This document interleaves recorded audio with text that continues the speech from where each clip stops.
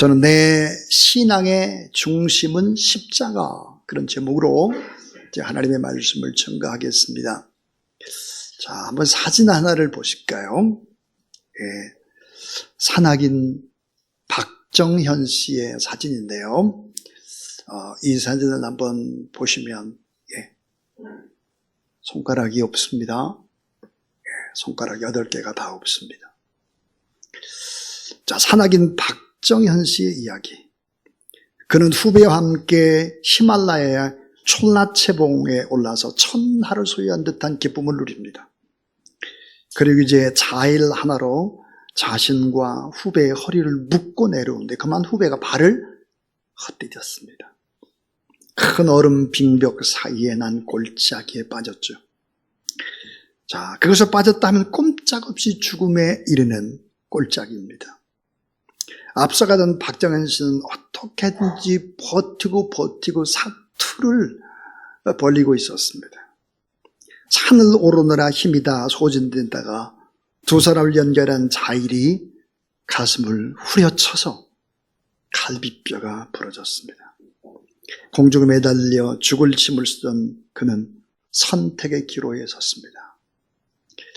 자신이 죽을지언정 후배를 살리기 위해서 어떻게 하든지 버틸까, 아니면 자의를 끊고 혼자 살아날 것인가라고 하는 이런 결단을 해야 되는 시간이었습니다. 이 일이 있기다 20년 전에도 세계적인 산악인 라인홀트 메스너라고 하는 사람이 똑같은 상황에 놓인 적이 있었습니다. 그때 골짜기에 빠진 사람은 그의 바로 친동생이었습니다. 결국 그는 자기 목숨을 구하기 위해서 자의를 끊고 동생은 깊은 크레바스 속으로 빠져서 죽고 말았습니다. 그러나 이 박정현 씨는 피도 섞이지 않는 후배를 살리기 위해서 몇 시간의 사투를 벌였고 결국은 구덩이에서 그를 끌어냅니다. 사람들은 그들이 돌아올 수 있는 날짜, 최소한으로 늦어도 어디까지도 올 텐데 시간이 지나도 너무 많이 지났습니다. 9일이 넘도록 돌아오지 않자 둘 다 죽었을 거라고 생각을 한 것이죠. 자, 그러나 박정현 씨는 추락 중에 두 다리가 부러진 후배를 업고 안고 부추겨서 빙벽을 타고 암벽을 넘어서 돌아왔습니다.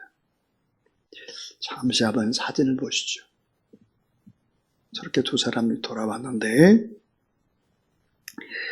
자, 후송된 후에 못 쓰게 된 손가락과 8개의 발가락을 잘랐습니다. 30대 후반의 남자가 손가락 8개를 잘랐더니 산악인의 인생은 끝이 난 것이죠. 물론 그 어떤 일도 제대로 하기 힘든 상황이 되고 말았습니다. 꼭 그래야 했을까? 꼭.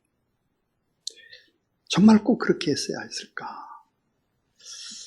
여러분, 자기 자신 하나 살기도 힘든 세상인데 자기에게만 온통 초점을 두는 세상, 이기적인 세상에 살고 있죠, 우리가. 다른 사람을 살리기 위해서 자기 목숨을 거는 사람은 드뭅니다. 정말 참 대단한 사람이죠. 근데 여러분, 생각을 조금 다르게 해보십시오. 만약에 박정현 씨가 내 아들이었다면 어떻게 했을까? 잘했다! 그런 칭찬을 할 수 있을까 하는 것입니다. 부모로는 납득하기 어려울 것입니다. 그런데 여러분, 하나 더 나아가서 하나님의 아들 예수 그리스도께서 나를 대신해서 십자가에 죽으시고 나를 살리셨다는 이 사실, 여러분, 이 사실을 어떻게 이해할 수 있겠습니까? 그 똑똑한 사람들은 이 사실을 잘 믿으려고 하지를 않습니다. 오늘 고린도전서 1장 22절 24절에 유대인들은 표적을 구합니다. 기적이 일어나면 믿겠다는 거예요. 헬라인들은 지혜를 구합니다. 지혜. 그러나 우리는 십자가에 못 박힌 그리스도를 전하니 유대인에게는 꺼리는 것이요, 따라하세요, 이방인들에게는 미련한 것이로되. 저 미련한 쪼다들, 어떻게 그 십자가를 믿어? 말도 안 되는 소리. 이렇게 한다는 거예요. 사랑하는 여러분, 저는 40년 가까이 긴 시간 동안 이 십자가를 바라보며 십자가의 복음을 전하며 살아왔습니다. 왜 하나님의 아들 예수 그리스도께서 또 하나님의 독생자인 예수 그리스도를 나를 사랑하셔서 나를 대신해서 그렇게 나를 위해 주실 수 있을까? 나를 위해 자기 목숨을 바칠 수 있을까? 이 사랑. 신학적인 설명은 얼마든지 할 수 있습니다. 신구약 성경의 근거를 대려면 수없이 될 수 있습니다. 하루 종일 될 수 있습니다. 그러나 그 많은 시간 동안 저의 좁고 편협한 지성으로는 그 깊이를 알 수 없었습니다. 그러다가 이 사실을 믿게 됐죠. 그리고 이 복음을 위해서 내가 인생을 살아야 되겠다라고 결심을 하게 되었습니다. 그러나 종종 이해하기 어려운 고통이 찾아올 때, 그리고 많이 지칠 때, 또 스스로 내가 자꾸 교만해지려 할 때, 자꾸만 생각하며 부르는 찬양 하나가 있습니다. 그건 왜 날 사랑하냐라고 하는 찬양입니다. 저를 부르던 하나님의 음성처럼 사랑이 구주를 죽게 했네. 왜 날 사랑하나? 겸손히 십자가 지시었네. 왜 날 사랑하나? 후렴은 이렇습니다. 왜 날 사랑하나? 왜 날 사랑하나? 왜 주님 갈보리 가야 했나? 왜 날 사랑하나? 그 손과 발 날 위에 찢기셨네. 왜 날 사랑하나? 고난을 당하여 구원했네. 왜 날 사랑하나? 내 대신 고통을 당하셨네. 왜 날 사랑하나? 죄 용서받을 수 없었는데 왜 날 사랑하나? 오늘 저는 내 신앙의 중심, 십자가라는 그런 제목으로 하나님의 말씀을 증거하려고 합니다. 오늘 성령 하나님께서 여러분에게도 큰 깨달음과 함께, 은혜와 함께 결단의 시간 되시기를 주의 이름으로 축원합니다. 자, 세상 속에서 사도 바울은 아주 중요한 성경의 깨달음을 얻었습니다. 그것은 이런 고백이었습니다. 우리가 율법에 대해서는 죽었고 하나님에 대해서는 살았다라고 증언했습니다. 갈라디아서 2장 19절입니다. 내가 율법으로 말미암아 율법에 대하여 죽었나니 따라하세요. 이는 하나님에 대하여 살려 함이라. 하나님 안에서 나는 다시 살았다라고 하는 것이죠. 자, 우리는 하나님의 거룩하신 앞에, 전지전능 앞에, 하나님 앞에 서면 모두 다 죄인입니다. 모두 다. 전능하신 하나님 앞에 설 때마다 율법은 우리가 죄를 범했다고 얘기합니다. 인간은 아주 아무리 내가 완벽하게 살려고 노력을 해도 죄인임에 틀림이 없죠. 자, 율법의 요약이라 할 수 있는 십계명, 여러분 십계명을 다 지킬 수 있겠습니까? 못 지킵니다. 십계명을 다 지켰다고 떠들었다 아주 큰 코를 다친 사람이 있었죠. 부자 청년입니다. 자, 여러분, 이 유대인들은 십계명을 더 철저히 잘 지키기 위해서 613개를 차근차근 세부적으로 쪼개놨습니다. 자, 한번 사진을 보실까요? 예. 미츠버스라고 하는 책입니다. 613개. 성경이죠, 이렇게. 그러니까 성경에 나와있는 율법의 조항들, 우리가 꼭 지켜야 될 613개가 적혀있는 책입니다. 저도 어제도 저 책을 쭉 다 넘겨봤죠. 자, 여러분 613개 계명에는 두 가지로 되어 있습니다. 하나는 하지 마라, 또 하나는 하라. 그래요. 그래서 248개는 하지 말라요. 그럼 365개는 하라입니다. 365개. 매일매일 하라. 365개. 하지 말라. 248개. 613개 계명이 있습니다. 이 계명을 다 지킬 수 있는 재간이 있을까? 없지요. 10계명 지키지 못합니다. 그렇다면 하나님 앞에 설 때 우리는 고개를 들 수가 없지요. 죄인이기 때문에. 여러분 죄를 범했다면 하나님께서 죄 없으신 하나님이 어떻게 할까요? 그것은 바로 하나님께서 이 율법에 바로 율법을 범한 사람을 형벌을 가하고 저주를 받게 해야 하는 것이죠. 그것이 우리의 처지였습니다. 자, 그런데 하나님께서는 이 율법의 정죄를 피할 수 있는 길, 저주를 피할 수 있는 길을 예비하셨죠. 그 길은 무엇일까?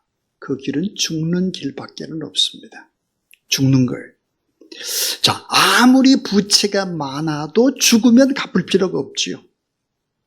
자, 빚쟁이에 쫓길 일도 없고 형무소에 갈 일도 없습니다. 내가 죽으면 되는 건데 내가 죽어야 될 그 자리에 예수님이 죽고 내가 모든 빚을 다 갚아버린 게 죄악의 빚을, 그리고 죄의 누더기에서 벗어나 자유함을 얻게 된 것입니다. 그래서 뭐라고 말하느냐? 나는 율법에 대해서 죽었다. 내 대신 예수님이. 난 그걸 믿는다. 그래서 나는 하나님 안에 지금 살고 있다. 이렇게 고백을 하는 것입니다. 자, 갈라디아서 2장 19절.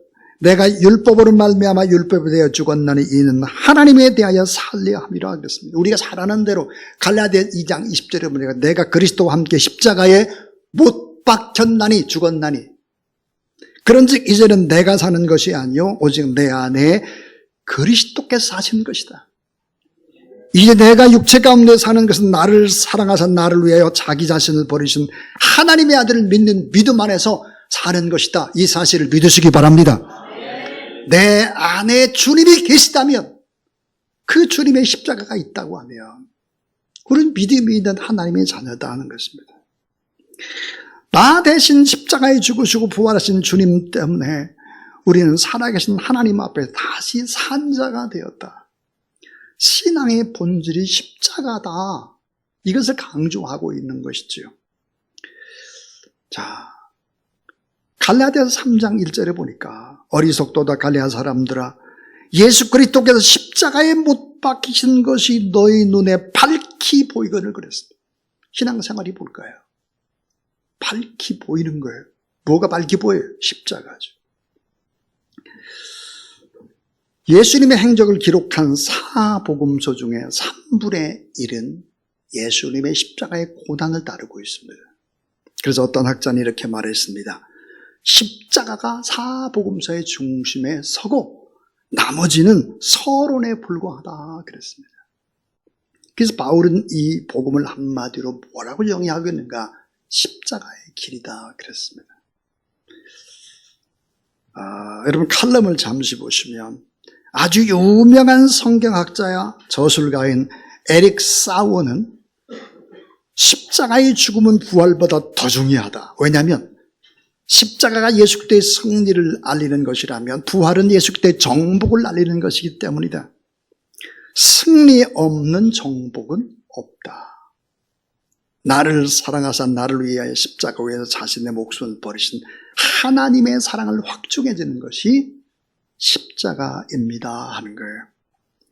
오늘 현대인들의 문제는 뭘까? 현대교회의 문제는 뭘까요? 그것은 바로 십자가 없는 복음을 사랑한다는 것입니다.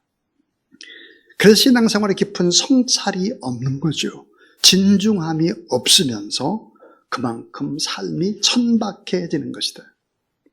십자가에서 멀어지면 영원한 것보다 일시적인 세상 것에 마음이 뺏길 뿐만 아니라 나 자신이 자꾸만 하나님이 되려고 하는 것입니다. 내가 틀리면 다 틀리고, 이런 것은 완전히 십자가와 배제된 삶들을 살아간다 하는 거예요. 그래서 이 십자가의 능력이라고 하는 것이 과연 얼마나 어마어마한 능력일까 하는 얘기를 하려고 합니다. 그 첫 번째의 십자가의 능력입니다. 이 첫 번째의 능력은 따라하세요. 용서와 사랑의 능력.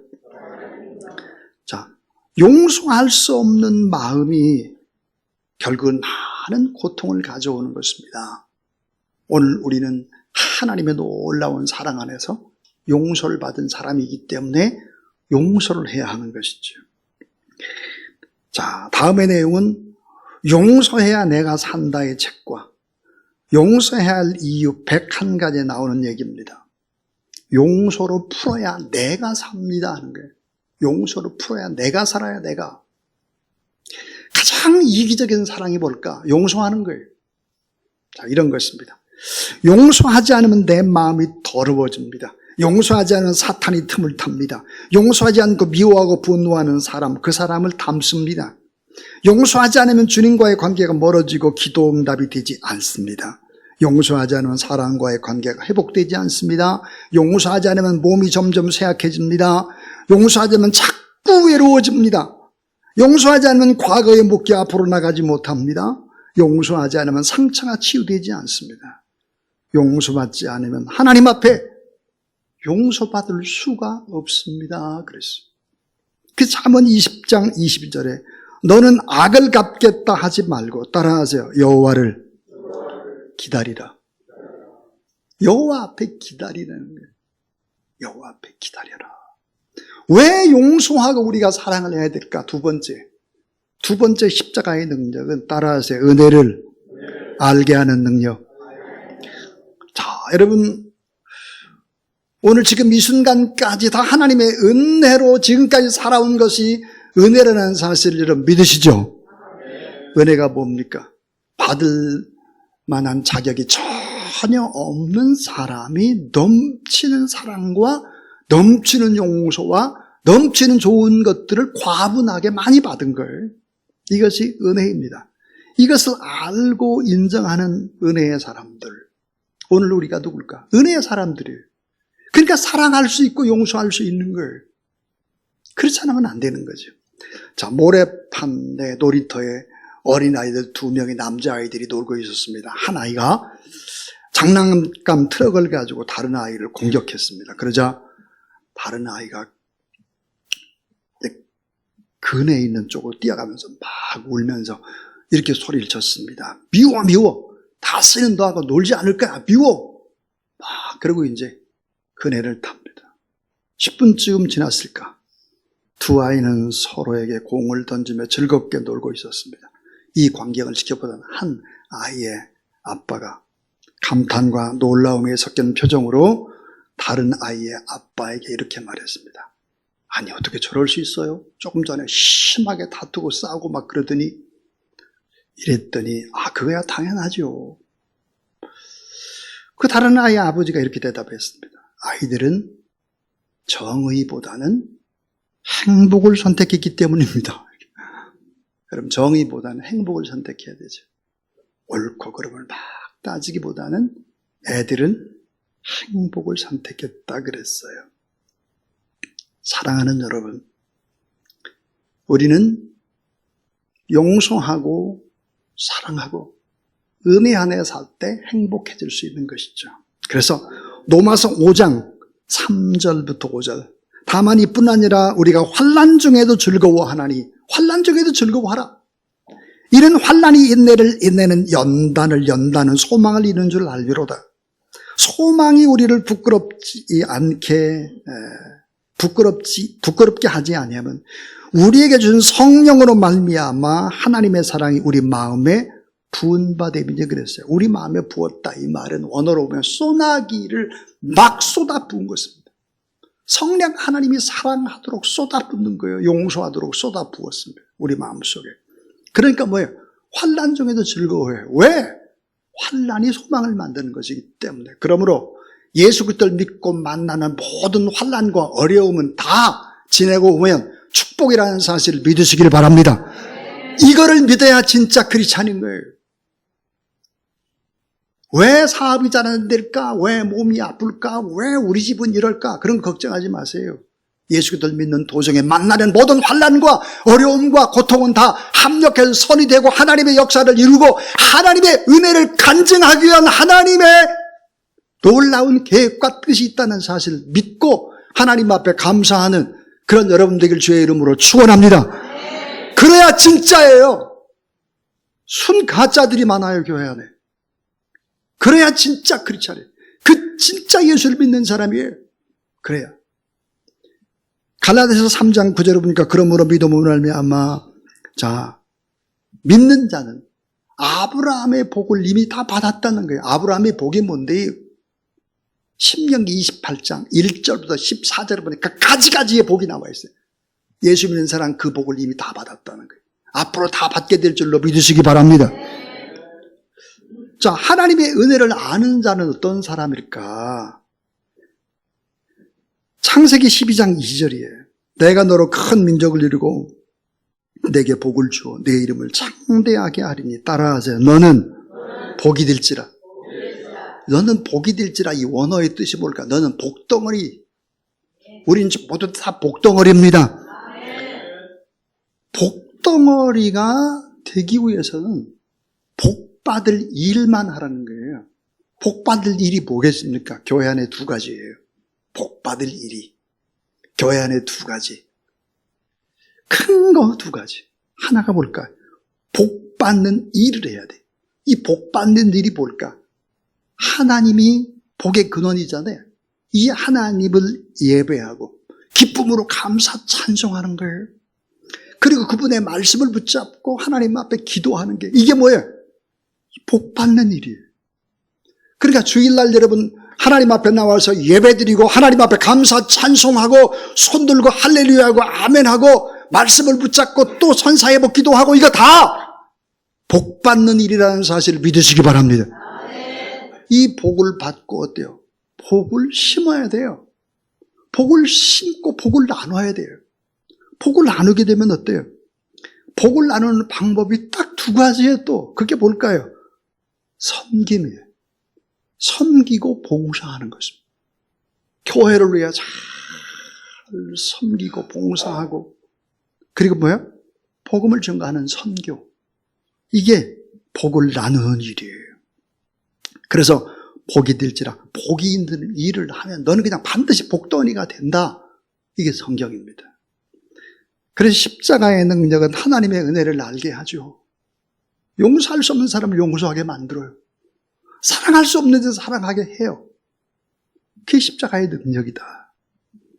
자, 여러분 이제 세 번째 이 십자가의 능력은 따라하세요. 희생케 하는 능력. 선한 일은 누구나 할 수 없어요. 복을 나누고 베푸는 일 누구나 할 수 없습니다. 희생 없이는 불가능하죠. 생명을 걸고 묵묵히 희생하는 사람이 없다면 사랑은 불가능해요. 하나님이 복음 증거하는 일 불가능합니다. 선하고 옳은 일, 정의롭고 용서하는 일 불가능하죠. 그래서 요한복음 12장 24절 예수님이 이렇게 말씀하는 거예요. 내가 진실로 진실로 너에게 이르노니 한 알의 밀이 땅에 떨어져 죽지 아니하면 한 알 그대로 있고 죽으면 많은 열매를 맺는다 그랬어요. 너희들이 밀알처럼 살면 얼마나 좋겠냐. 썩어져서 부토가 되고 또 거름이 되고 이런 삶들, 희생하는 삶들을 살아야 된다는 것입니다. 자, 누가복음 10장 20절 대답하여 이르실 때 내 마음을 다하고 목숨을 다하고 힘을 다하여 뜻을 다하여 주 너의 하나님을 사랑하고 또한 내 이웃을 내 자신같이 사랑하라 그랬습니다. 이 위대한 계명의 실천은 뭐예요? 아름다운 희생이 없이는 불가능한 것입니다. 친구 목사가 며칠 전에 고등학생으로부터 편지를 받았다고 그래요. 이 편지를 저에게 보내왔는데 그 일부분만 읽어보겠습니다. 목사님, 세상 사는 것이 너무 힘들고 너무 복잡하고 너무 잘 모르겠어요. 정말 미쳐버릴 것 같아요. 저는 너무 우리나라가 싫어요. 이 나라가 너무 다 썩은 것 같아서 떠나고 싶어요. 고등학생이 뭘 안다고 이런 걸 글을 써서 목사님께 보냈겠습니까? 고등학생의 눈에 비친 이 땅의 모습들 너무 사람 살기가 어렵다는 거죠. 고등학교 때 이미 어때요? 자포자기 하는 거예요. 왜 그럴까요? 희생이 없는 곳에 아름다운 감동의 눈물과 웃음이 없습니다. 감동의 눈물이 없기 때문에 너무나 행복한 찬란한 무지개가 뜨를 수가 없죠. 감동은 누구도 모르게 낮은 자리에 스스로 부토가 되고 거름이 되는 사람을 만나면 눈물이 나는 것입니다. 어디나 지금 찬바람이 불고 있습니다. 희생과 섬김의 바람막이가 필요한 때죠. 작은 예수의 삶이 요구됩니다. 만약에 우리의 교회가 정말 희생하는 자리에 서고 우리의 성도들이 용서하고 사랑하는 자리에 서고 하나님의 은혜를 알고 그렇게 살아간다고 하면 우리의 세상은 좀 더 아름답고 밝아지게 될 것입니다. 자, 저는 이제 마지막 네 번째, 십자가의 능력은 따라하세요. 세상을 이기는 능력. 예. 죽으면 죽으리라라는 책이 있습니다. 이 책을 쓴 분이 안희숙 사모님이신데 돌아가신 지가 오래되셨죠. 이분 일제시대 때 이제 평양에서 신사참배를 반대하는 일에 앞장을 서서 수년간 옥고를 치르셨습니다. 이 사모님의 책을 다시 읽다가 정신이 번쩍 들었습니다. 그 책의 일부분을 읽어드리겠습니다. 여러분, 저는 감옥에서 배고프다고 운 적이 없어요. 평양 형무소에서 혹독한 추위 속에서 오돌오돌 떨면서도 잠을 못 자고 춥다고 울어본 적이 없어요. 그러나 나를 위하여 하나님의 아들을 보내주신 그 놀라운 사랑, 그 아들이 나의 죄 때문에 십자가에서 돌아가셨다는 사실 하나 때문에 난 계속 울어요. 여름에는 눈물을 흘려도 괜찮은데 겨울에 눈물을 흘리니까 그만 눈가가 푸르트고 헐어서진 물이 나고 고름에 맺혀서 눈가에 딱지가 더덕더덕 붙었어요. 그래도 예수 그리스도의 대속의 십자가의 사랑을 하면, 묵상을 하면 또 눈물이 나와요. 그래서 눈가엔 더 딱지가 붙어요. 이 글을 읽는 순간에 이런 생각이 들었습니다.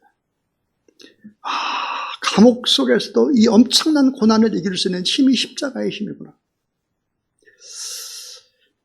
정말 이 세상을 이길 수 있는 힘이 뭘까? 그것은 바로 십자가다. 사도 바울이 떠올랐습니다. 사도 바울이 옥중에서도 어떻게 그렇게 기뻐하라. 빌립보서에서 그 교인들을 향해서 빌립보 감옥에서 어떻게 그럴 수 있겠나? 십자가는 감옥에서도 기뻐하게 만드는 것이 십자가구나. 이런 사실을 깨달았습니다. 대저 하나님께로 난 자마다 세상을 이기느니라. 세상을 이김은 이것이니 우리의 믿음이니라 그랬습니다.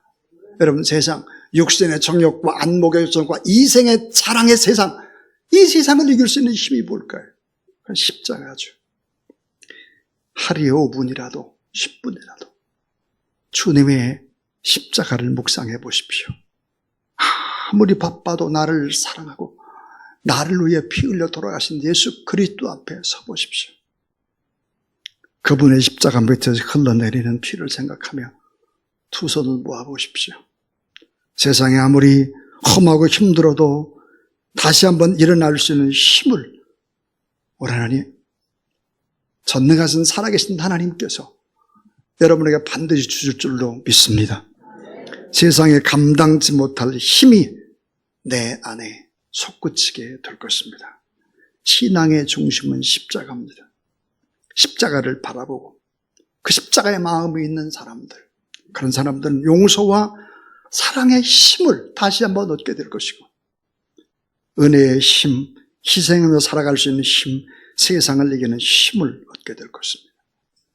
마음 중심에 주님의 십자가, 모든 것들을 승리하신 십자가, 십자가에 끝난 것이 아니라 부활로 모든 것들을 다 이기시고 다 정복하신 예수 그리스도를 바라보고 믿음의 거룩한 길로 걸어가는 또 11월 한 달 될 수 있기를 주님의 이름으로 축원합니다.